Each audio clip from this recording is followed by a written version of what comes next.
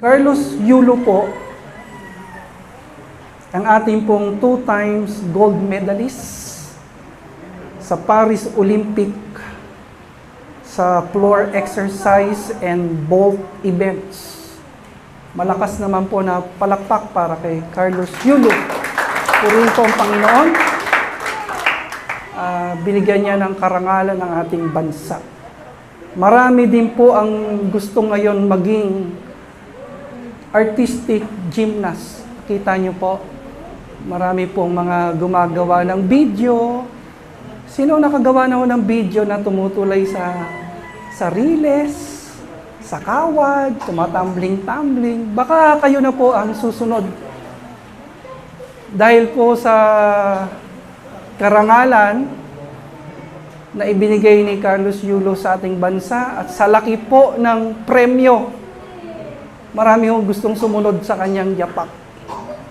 Pakisabi nga sa katabi mo, mag-practice ka na, mag-tumbling-tumbling, mag-stretching, baka kaya pa yan, baka ikaw na susunod. Sabi po nila, estimate lang po ito, maaring kulang pa po, nasa 34 million po ang estimate na napalanunan po ni Carlos Yulo. More than 34 million. No, marami po yan. Andiyan po nakalagay, oh. Fully furnished 3-bedroom condominium from Mega World, worth 32 million and additional 3 million cash. Pakisabi po, wow! Baka ikaw na susunod dyan. Ha?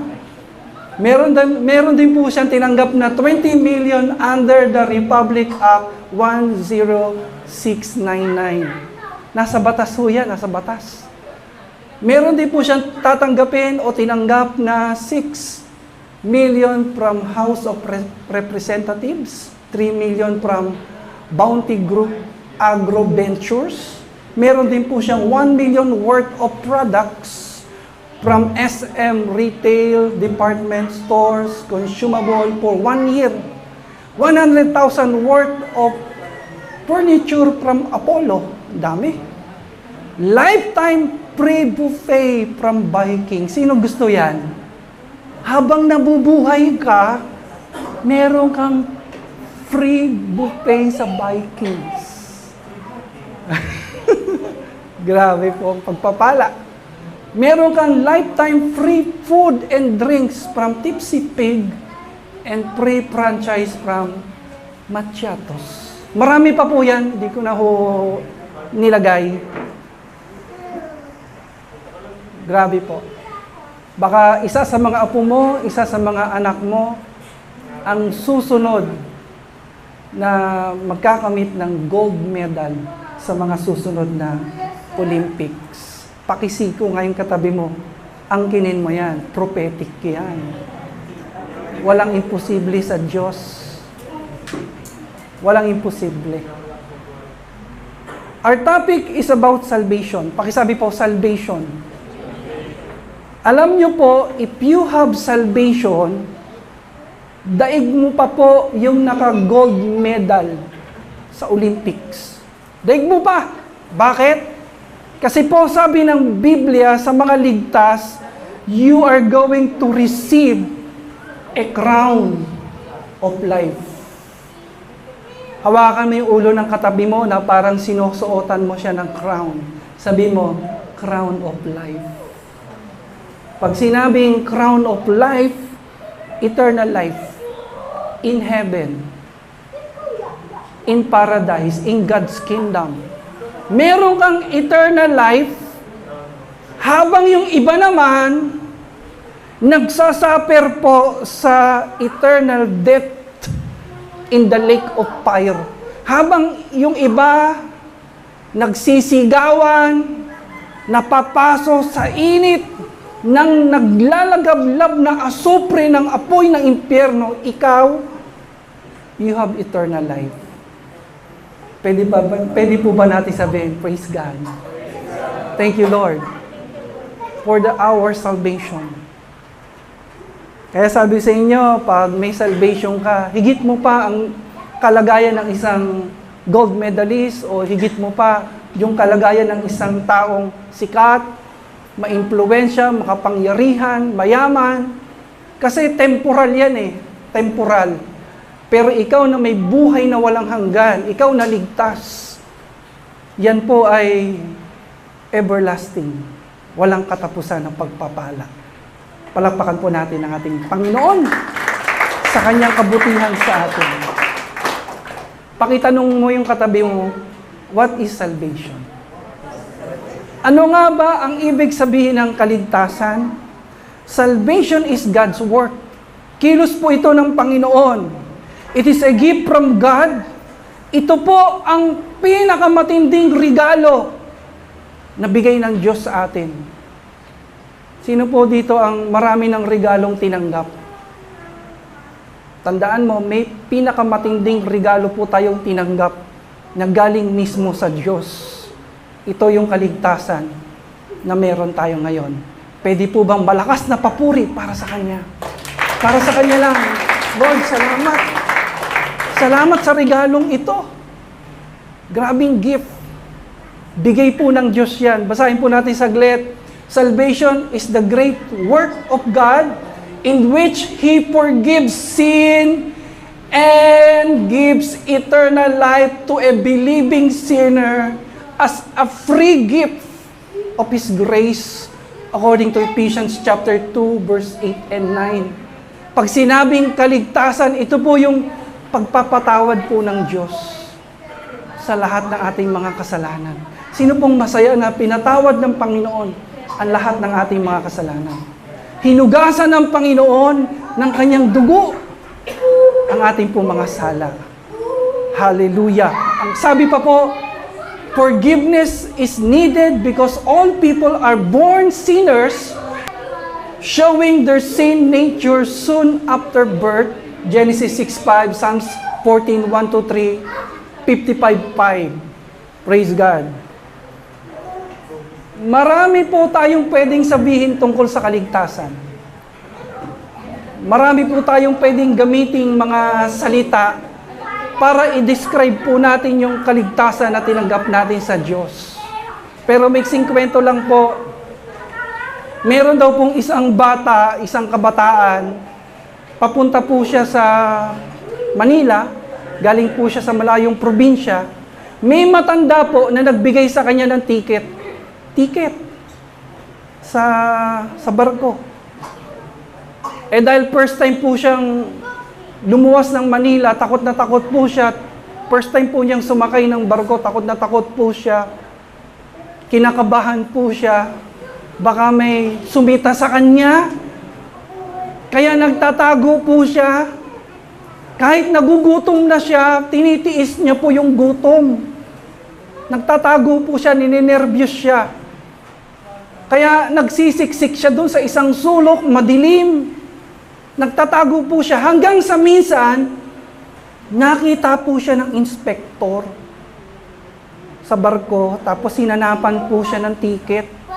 Alam niyo po, pagtingin po sa ticket, sabi sa kanya ng inspektor, Sir, Toy, nagsasaper ka dito pero itong ticket mo, hindi ka lang libre sakay. May libre kang tulugan. Dinala po siya sa cabin. Napakaganda, para bang hotel. Napakaganda, para bang hotel sa Villamarca, Palatagan. Napakaganda. Sabi, bakit ka nagsasaper dito? Eh, itong ticket mo, libre pagkain, libre tulugan. Only pagkain mo dito, ayan ang buffet. Alam niyo po, tuwang-tuwa po yung kabataan kasi hindi niya alam eh. Mahirap yung wala kang alam. Mahirap yung hindi ka nagbabasa. Mahirap yung hindi ka nagsasaliksik ko minsan. Biruin mo, yung ticket niya, libre lahat. Pagkain, tulugan, pwede niyang i-enjoy lahat. Yung sinihan sa barko, yung swimming pool sa barko, yung tennis court, lahat ng amenities na pinoprovide, ino-offer ng malaking kumpanyang yon, meron po siya na dapat ini-enjoy niya. Alam niyo po, nung natutunan niya po yon, nawala lahat ng takot niya. Nawala lahat ng nervyos niya. Pakisabi nga sa katabi mo, huwag kang matakot. Sobrang tindi ng pagpapala na bigay po ng Diyos sa atin. Pag sinabing kaligtasan, hindi lang po ito eternal life.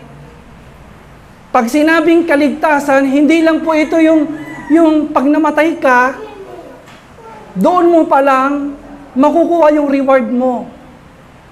Tignan mo yung katabi mo, dito pa lang sa lupa. Marami na pong benefits of salvation. Ang tawag na iba mga preacher dyan, the benefits of Calvary. Ang dami po niyan. Sobra po. Palakpakan po natin ang Panginoon. Napakarami niyan. Kapag ikaw yung taong ligtas, hindi ka lang pinatawad ng Panginoon sa mga sala mo, may magandang plano sa iyo ang Diyos. Kapag ikaw ay taong niligtas ng Panginoon, may maganda kang future. Tapi kaming katabi mo, you have a bright future. Ganda future mo. No, kung may mga nangyaring hindi maganda sa iyo sa mga nakaraan, kung ang buhay mo naging madilim, naging, alam mo yun, puno ng putik, pag ikaw ay taong niligtas ng Diyos, nililinis yan ng Diyos. Amen. Pakihawakan ngayong katabi mo, you are forgiven. You are now cleansed. You have now a new life in Christ Jesus. Ganun yung taong ligtas. And God will bless you. God will give you success. Kasama po yun sa kaligtasan. Palakpakan po natin ang Panginoon. Now, tayo po ngayon ay ligtas na. Pero dapat po, matuto po tayong ma-share ito. Meron pong tinatawag na 4 spiritual laws. Dadaanan ko po yan ng mabilis. Mabilis na mabilis. Kasi minsan, hindi mo alam paano mo isi-share yung gospel of salvation sa mga kaklase mo. Nai-imagine mo na yung mga kaklase mo, anytime from now na mamatay sila, lahat sila mahulog sa impyerno. Gusto mo silang masave. Pero hindi mo sila madala sa church dahil masyado silang busy, pero gusto mong i-share sa kanila yung salvation. Naintindihan po natin? Nung mga batang Kristiyano po kami, itinuro po ito ng pastor namin. Yung 4 spiritual law. Gamit na gamit po namin ito. Kaya nung mga estudyante kami, nagro-room to room po kami.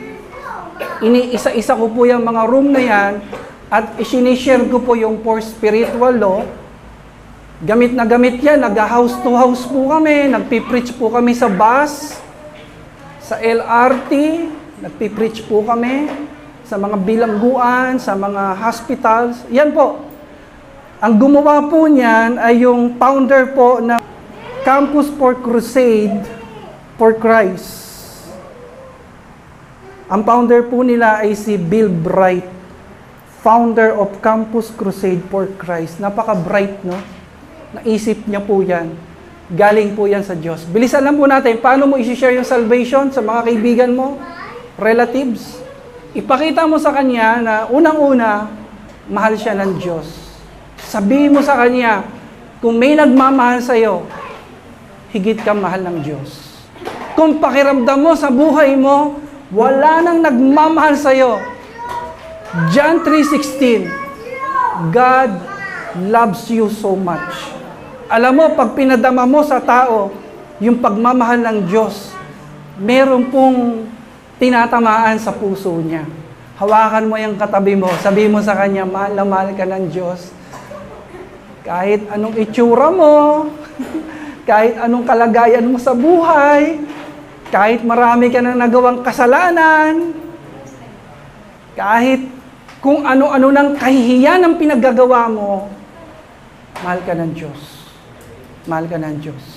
Alam nyo, pag narinig yan ng tao, may power po yan. May kapangyarihan ng Diyos dyan. Number 2, sabihin mo sa kanya na we are sinful and separated from God. Romans 3:23, Romans 6:23 po yan.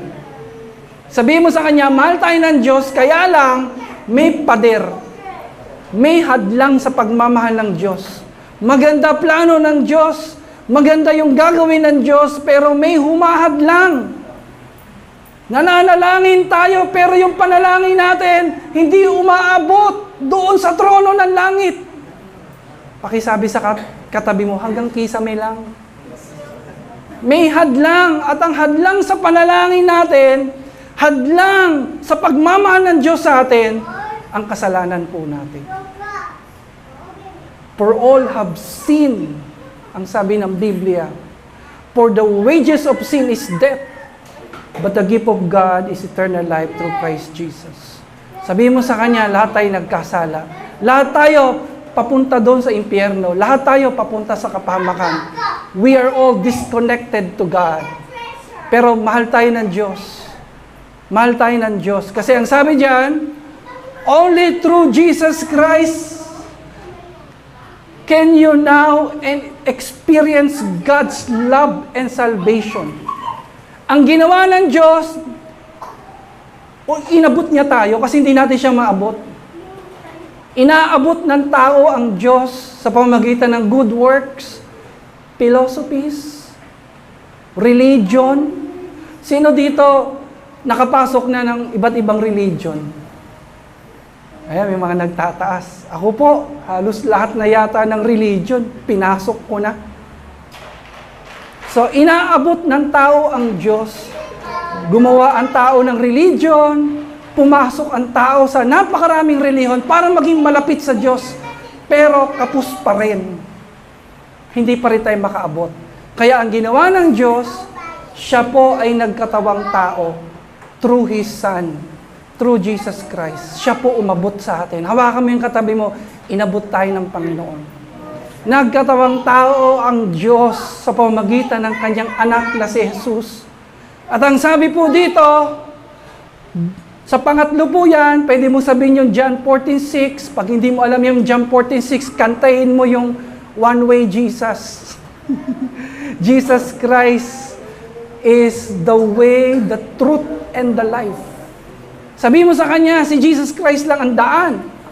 Hindi religion, hindi yung anumang bagay, siya lang yung daan for our salvation. And i-challenge mo na siya, we must receive Jesus Christ as our Lord and Savior.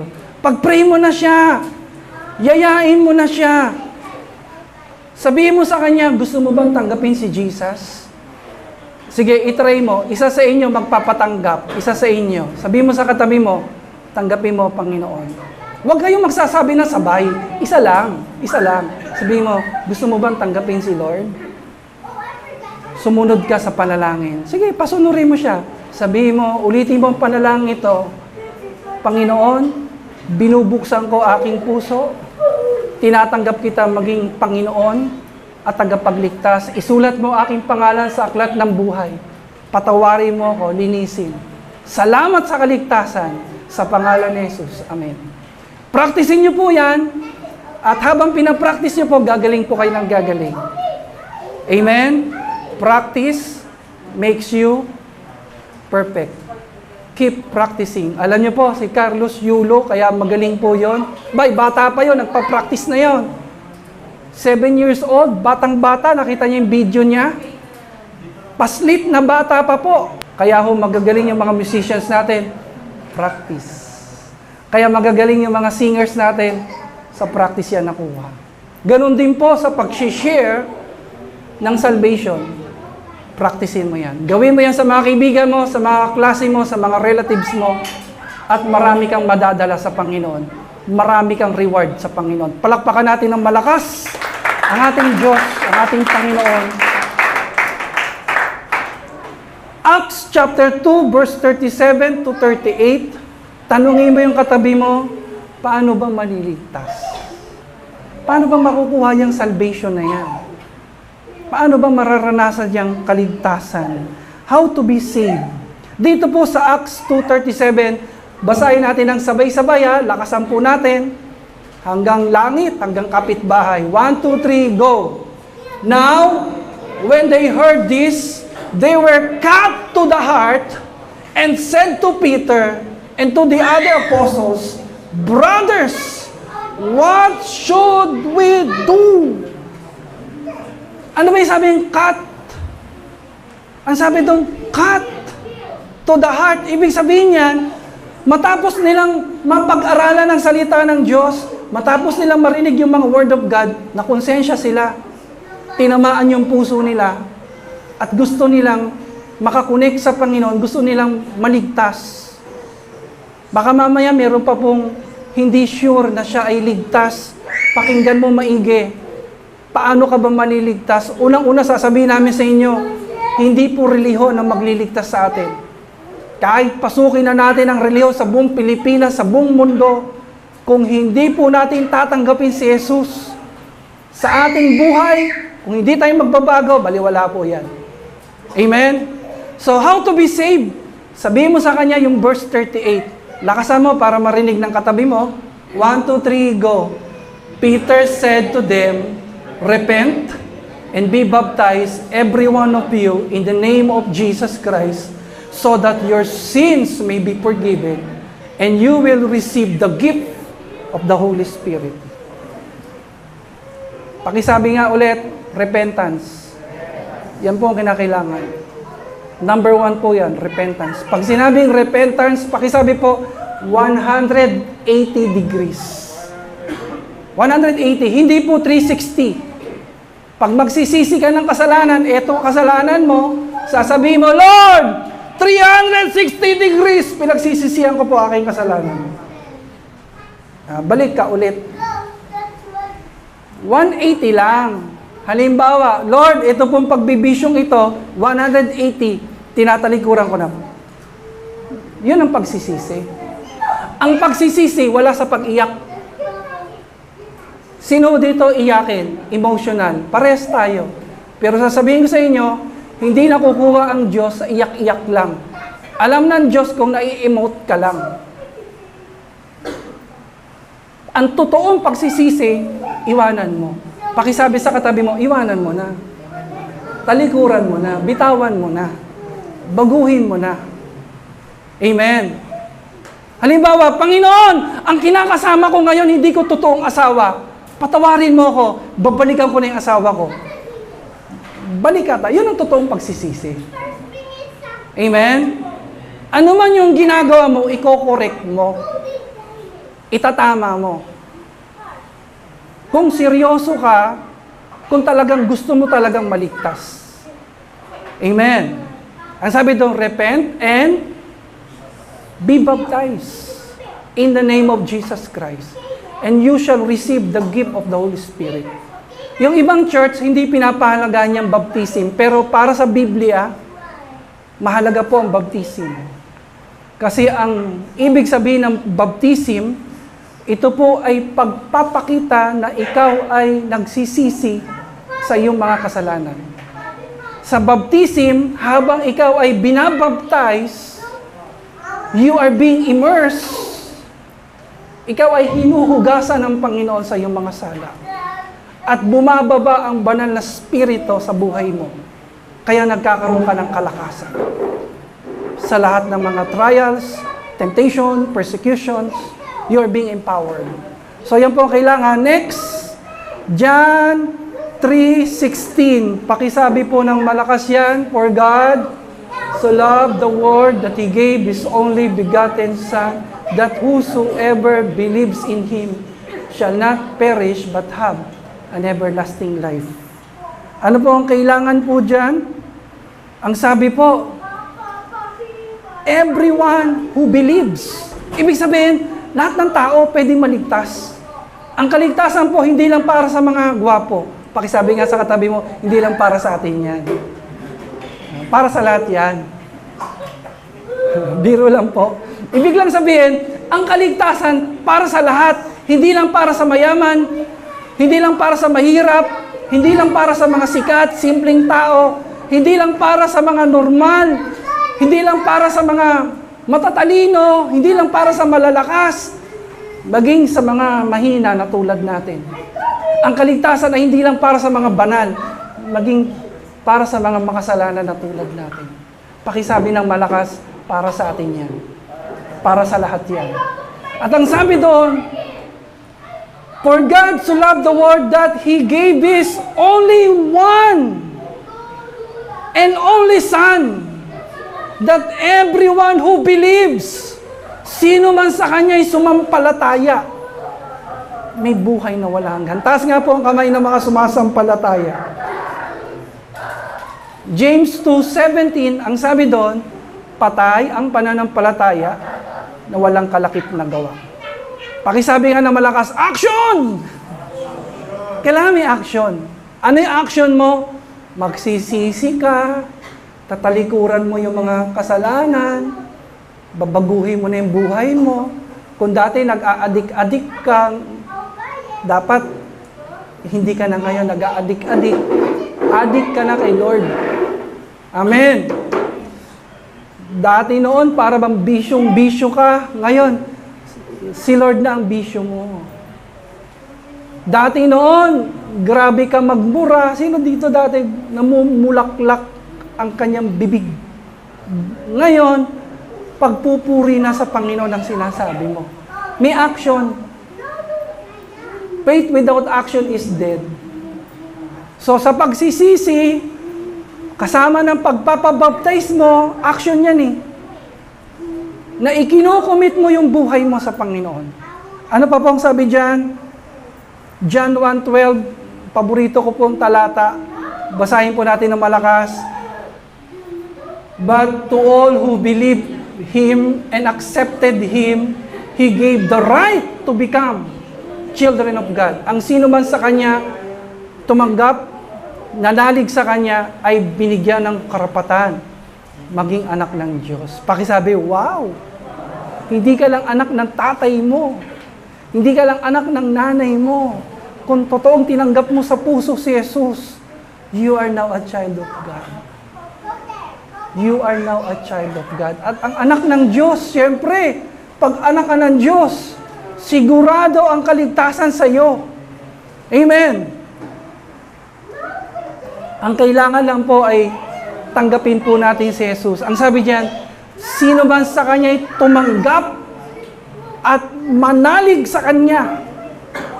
May kwento po ako saglit, may silang po. May isa pong evangelist ang nangaral po sa maraming tao. Sa panimula ng kanyang pangangaral, nangusap na ang Panginoon sa kanya. Sabi ng Panginoon sa kanya, huwag mong tatapusin yung crusade na hindi mo napapatanggap yung 2 kabataan. Kaya sabi niya, bago siya mag-start, may 2 kabataan na ang sabi ng Panginoon, tanggapin niyo si Lord. Then kalagitnaan ng preaching niya, inulit niya ulit, paki-remind po ako ha, sabi ni Lord, may 2 kabataan na kailangan tumanggap.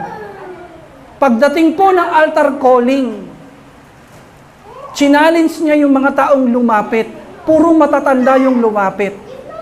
Sabi niya, nasaan yung 2 kabataan? Walang lumalapit.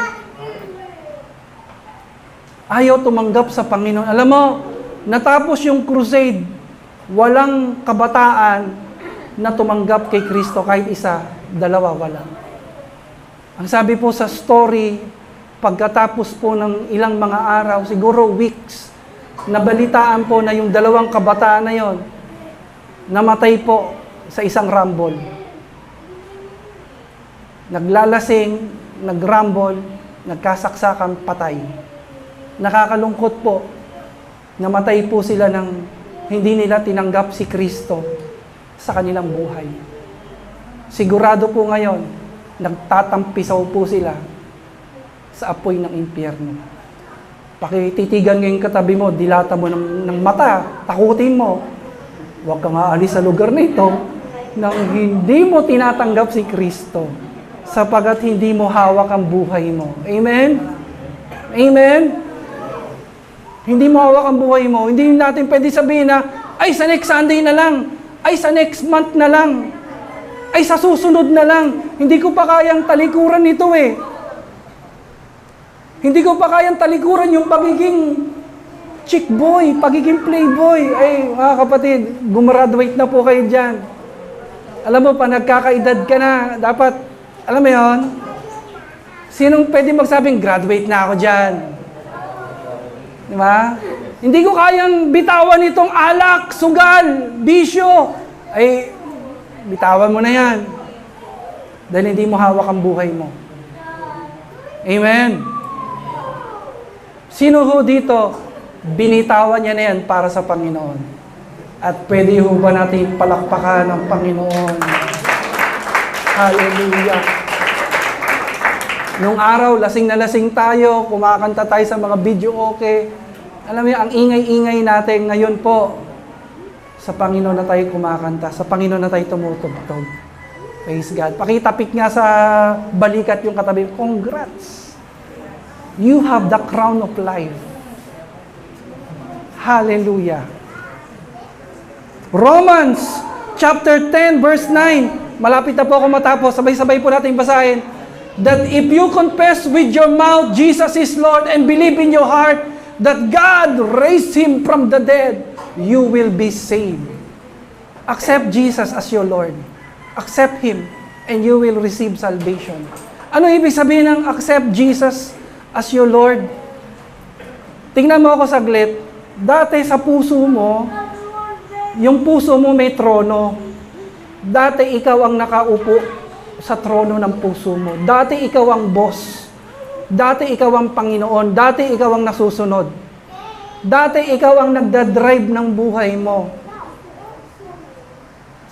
Sino pwede magsabi na ngayon si Lord na ang nagdadrive sa buhay ko? Siya na ang nagmamaneho sa buhay ko. Siya na ang nakaupo sa trono ng puso ko. Siya na ngayon ang nasusunod. Yung gusto niya ang nangyayari ngayon, hindi na yung gusto ko. Yung ayaw niya, ayaw ko na. Yung gusto niya, yun na lang ang gusto ko. Bakit? Because Jesus is my Lord. He is my Master. He is my Adonai. Palakpakan po natin ang Panginoon. Yung malakas po na palakpak, bilang papuri natin, na may kasamang pagpupuri natin sa Kanya, sapagkat pinili niya tayo, tinawag niya tayo, kinaabagan niya tayo. Hallelujah. Hallelujah. Tingnan mo yung katabi mo. Dati hindi si Kristo nag-ahari dyan. Dati hindi si Kristo. Kaya napakasungit niyan. Napakataray niyan. Dati hindi si Kristo nag-ahari niyan. Kaya napakatapang niya, napakayabang niyan. Napakadilim ng buhay niyan. Napakalungkot. Nababalot ng kahirapan, pero tingnan mo ngayon, lahat ng pinag-aharian ni Kristo nagliliwanag. Amen. Lahat ng pinag-aharian ni Kristo may kapayapaan, may kagalakan sa puso nila. Praise God. Acts chapter 2 verse 47. Ano pong sabi diyan? Lahat daw po ng niligtas ng Diyos, saan daw po nilalagay? Inilalagay po sa church. Pakisabi, church. Yun daw po mga inililigtas ng Panginoon, hindi daw po nilalagay sa palengke, sa mall. Hindi yun physical yun physical. Lahat pala ng nililigtas ng Panginoon, katulad ng awit natin kanina, inilalagay sa kanyang tahanan, sa sambahayan ng Diyos. Basahin po natin saglit. Praising God and having favor with all the people, and the Lord added to the church daily those who were being saved. Acts 2:47. Dinala ka ni Lord sa church kasi niligtas ka niya. Sino pong pwede magsabi hindi aksidente nandito ka ngayon? God has a purpose, God has a reason. Pakisabi sa katabi mo, pamilya tayo. Pamilya tayo. Dinala tayo ni Lord dito. Hindi niya tayo dinala sa ibang church, kundi dinala niya tayo dito. God has a purpose, God has a reason. Pinagbuklod niya tayo bilang isang pamilya. Huwag mong tatalikuran ng church na siyang pamilya natin. Kasi darating ang panahon, kakailanganin mo kami. Darating ang panahon, kakailanganin mo prayers namin, tulong namin, suporta namin. Pakihawakan ng katabi mo ng mahigpit, walang iwanan. Sama-sama tayo. Tayo mga niligtas ng Panginoon. Magpapalakasan tayo, magtutulungan tayo. Hindi laging malakas si pastor, hindi laging malakas si pastor. Kayo po ay nandiyan, magiging kalakasan ko po. Hindi laging malakas kayo, nandito po kami ni Ate Chris para mag-encourage sa inyo, magbangon sa inyo. Palakpakan po natin ang Panginoon. Pakisabi po, more than 300 years. More than 300 years, nagtatalo po sila. Hanggang ngayon, nagtatalo sila. Ano ang pinagtatalunan? Ang pinagtatalunan, yung kaligtasan na dala natin ngayon, hindi na daw mawawala yan kahit magkasala ka. At ang sabi naman ng isang grupo, yung kaligtasan na yan, pwede pang mawala yan, kaya dapat mong ingatan. Ang tawag sa grupo nila ay Calvinism, Arminianism. Dalawang grupo yan, at kung minsan, makikita mo sa ibang church, ma-encounter mo sila. May-encounter mo sila. Sila po ay naniniwala na yung salvation hindi na mawawala. Yung isa namang grupo, yung kaligtasan, pwede pang mawala. So, saan kayo dyan? Sino pong naniniwala na ang kaligtasan pwedeng mawala? Taas ang kamay. Pwede pang mawala yan. Sino naman pong naniniwala na ang kaligtasan hindi na mawawala? Taas ang kamay. Sino yung mga hindi nagtaas ang kamay? Hindi sigurado. Hindi sigurado. Basahin ko lang yung kapraso. Ang sabi doon, Arminianism, sabi sa number 5, believer may lose salvation. Yan ang paniniwala nila. Ang kaligtasan, pwedeng malos yan. Pwedeng mawala sa iyan. Salvation is free, but it is not cheap. Hindi cheap yan. Kaya dapat ingatan mo yan. I-treasure mo yan. Ang Calvinism naman, elect can never lose salvation. Yan ang paniniwala ng mga Calvinist. Ano na yan? Talagang sayo na yan. Hindi na mawawala. Hindi na mawawala. Ako po, ano ang aking paniniwala? Parehas ko yung pinapaniwalaan. Parehas ko siyang pinaniniwalaan. Dahil, alam niyo bakit? Kasi ang dami nilang mga talata na ipapakita sa iyo. Itong panig sa isa, puro talata sa Biblia. Ito naman ay puro talata. Kaya pag tinanong ako, saan ka diyang pastor? Parehas may mga talata, biblical kami. Sabi ko, para lang tayo mga bulag na nagtatalo-talo ng elepante, sinasabi ng isa, parang sibat. Ikaw naman, sinasabi mo na elepante parang puno. Nagtatalo kayo, pares naman kayo tama. Nakikita niyo po, para sa akin parehas tama yan. Huwag lang maging, pakisabi po, extreme. Extreme. Huwag lang maging extreme. Na po, dapat po kasi balance lang. Pag pinaniwalaan mo yung pagiging Calvinist, pagiging Arminian, dapat balance lang. Magkakaproblema pag sumobra ka na sa Biblia. Okay, bibigyan ko kayo ng halimbawa. May mga pastors po na extreme Calvinist. Malaking grupo sila. Talaga sinasabi nila na ang salvation hindi na mawawala, hindi na maalis, kahit magkasala ka. Tapos may isang pastor na ang paniwala, mawawala. Hindi nila alam yung background ng pastor na ito. Itong pastor na ito, masamang tao nung araw to. Pusakal. Pusakal po ito. Masamang tao na bilanggo. So ang sabi nitong pastor na ito na naniniwala na ang kaligtasan ay mawawala, natatalo na siya dahil lahat nito, ang daming sinasabi na, ay kahit magkasala ka, ligtas ka pa rin. Alam mo, sabi niya, sige, kung ang kaligtasan hindi mawawala kahit magkasala, ano kaya kung gawan ko kayo ng di maganda? Kasi galing na ako sa loob eh. Isa-isa ko kaya kayong itumba. Patayin ko kayo. Alam mo, sabi ng mga pastor, huwag naman po, okay na po. Magrespetuhan na lang tayo ng paniniwala. Okay na po yan. Extreme. Meron po akong kakilala na nagbagong buhay dahil sa Panginoon, pero naturuan ng extreme. Extreme Calvinist. Sabi sa kanya, kahit bumalik ka sa dati mong buhay, ligtas ka pa rin. Alam mo, ang ginawa ng tao, bumalik sa pagbibisyo, bumalik sa pagsasabong. Kabitain nyo to, kabitain nyo. Ngayon, pinapalo up ngayon ng mga kapatiran. Ba't di ka na nag-a-attend? Bakit bumalik ka sa pagsasabong? Alam mo, katwiran, ang kaligtasan daw hindi mawawala kahit bumalik sa dating buhay. Pakisabi po, that's wrong. Hindi po natin kaya tanggapin yun. Amen. Amen. Hindi naman po pwedeng extreme na Armenian ka din na para bang magkasala ka lang ng konti, para kang lungkot na at hiyang-hiya na sa Diyos, na kinakabahan ka na nawala na kagad yung salvation mo. Hindi pwedeng extreme na para bang extreme ka na nag-e-exert ka ng efforts para maligtas ka, lalabas na ang kaligtasan mo sa lakas at galing mo. Good works na, hindi na sa grace ng Panginoon.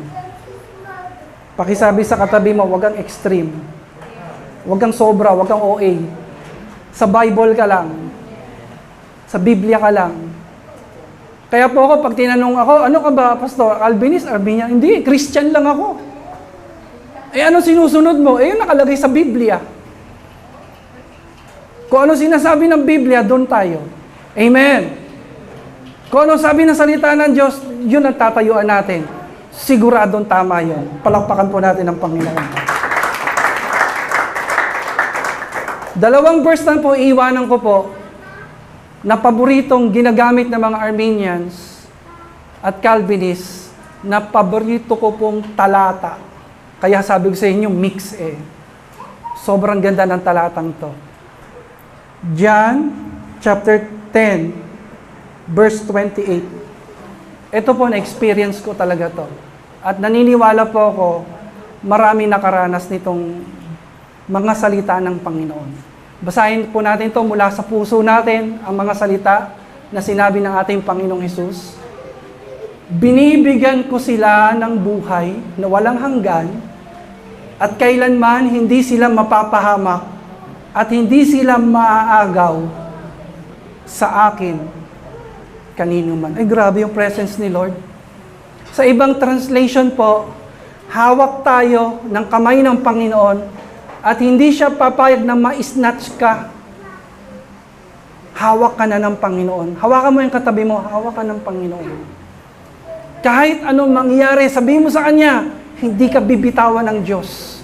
Kahit magkulang ka, kahit mapalayo ka, kahit magbago ka, hindi Kanya kayang bitawan. Kung kaya kang bitawan ng tao, kaya kang talikuran ng tao, kaya kang kalimutan ng tao, Diyos po, hindi Niya kayang gawin yun sa iyo. Sapagkat ang turing Niya sa iyo, anak, at Siya ang iyong Ama sa langit. Amen. Kaya ano man ang mangyari, magtiwala ka sa Kanya. Hindi Kanya bibitawan. Hindi Kanya tatalikuran. Hindi Kanya kalilimutan. Pwede po ba nating palakpakan ang ating Diyos? Hallelujah. Ako po, na-experience ko po ito. Nung panahon na tumalikod ako sa Panginoon, nung panahon na para bang nababalot na ako ng hiya, nababalot na ako ng condemnation, guilt, parang nahihiya na ako, nahihiyang-hiya na ako sa Panginoon. Sabi ko, Lord, hindi ko na po kayang bumalik. Hawakan mo ako at ibalik mo ako sa inyong gawain. Sino po dito na-experience niya yung ganyan? Yung para bang may time na nagkasala ka, nagkulang ka, nag-compromise ka, napalayo ka sa Panginoon. Sino pwedeng umamin dito na sa sarili mo lang hindi mo na kayang bumalik? Sa lakas mo para bang hindi ka na makakabalik. Pero may kapangyarihan. The irresistible grace of God. You can't resist His presence. Para bang hindi mo kayang, alam niyo yun, hindi mo kayang labanan yung pagmamahal sa iyo ng Diyos, talagang binalik ka niya. Pakisabi nga sa katabi mo, binalik ka niya. Sa Kanya ka binili ka niya binalik ka niya. Palakpakan po natin ang Panginoon. Ito naman po sa kabilang banda, pero gustong-gusto ko rin po itong verse na ito. Last verse na po, Hebrews 10:31. Lagi ko po itong panalangin. Lagi ko po itong sinasabi sa Panginoon na, Lord, ayoko na pong malayo sa iyo. Sino po, taas ang kamay, ganito prayer mo, ayaw mo nang mawalay sa Panginoon. Ayaw mo nang malayo sa Panginoon. Amen? Naranasan na natin yung hirap ng malayo sa Panginoon. Lord, ayaw na namin malayo sa iyo. Minsan nga sabi ko kay Lord, Lord, kung nakikita mo sa future, tatalikod ako, kunin mo na ako. Bago pa ako tumalikod sa iyo, all-knowing ka naman, kung nakikita mo sa future, tatalikod ako sa iyo, maaari pang kunin mo ako, wag lang ako mawalay sa iyo. Amen? Nakakatakot yung verse na ito, nakakakilabot. Ano po sabi ng Biblia? It is a fearful thing to fall into the hands of the living God. Kahindik-hindik, katakot-takot, nasa kamay ka na ng Panginoon, pipilitin mo pang mawala sa Panginoon. Seryosohan, tignan mo yung katabi mo, sabi mo, huwag mong ipagpalit si Lord. Huwag ka nang lumayo kay Lord. Huwag ka nang tumalikod. Dahil hindi magiging maganda yan. Manalangin po tayo saglit. Ama, Panginoon, salamat sa mga salita mo na aming natanggap sa hapok nito. At sa oras na ito, kung mayroon pong nakikinig sa aming pong YouTube channel, kung mayroon pong nakikinig ngayon sa lugar na ito o sa aming mga kapitbahay na hindi pa tumatanggap sa iyo, kapatid, saan ka man naroon ngayon, hindi man kita kilala ka ng Panginoon. Hindi man kita nakikita ka ng Panginoon. Ito ay oras, ito ay magandang pagkakataon na tinakda ng Diyos na maranasan mo ang kaligtasan ng Panginoon. Kung nais mo maranasan ang kaligtasan ng Panginoon, ang putong ng buhay, itaas mo ang kamay mo at sabihin mo sa Panginoong Hesus ang panalangin ito. Panginoon, binubuksan ko ngayon ang aking puso. Simula sa araw na ito, ikaw na maghari sa akin. Ikaw na mag-drive ng aking buhay. Lord, napapagod na po ako. Lagi na lang ako nasusunod. Lagi na lang yung gusto ko nangyayari. Kaya, pumapalpak. Nakaka-stress, nakakapagod. Pero sa araw na ito, ikaw na mag-drive ng buhay ko. Sigurado, biyaheng langit ito. Kahit may mga traffic, may mga problema, kung ikaw ang driver, sigurado, Panginoon, tagumpay ang biyaheng ito. Ikaw na ang umupo sa trono ng puso ko, nag-iisang Diyos, nag-iisang Panginoon. Ikaw na, at isulat mo ngayon ang aking pangalan sa aklat ng buhay. Lord, hugasan mo ko ngayon sa lahat ng aking kasalanan. Lahat ng aking past, present, even to my future sins. Wash me and cleanse me by your most precious, holy, and powerful blood. Thank you, Lord Jesus. Thank you for the salvation. Thank you, Lord. In Jesus' name, I pray. We pray. Amen and amen.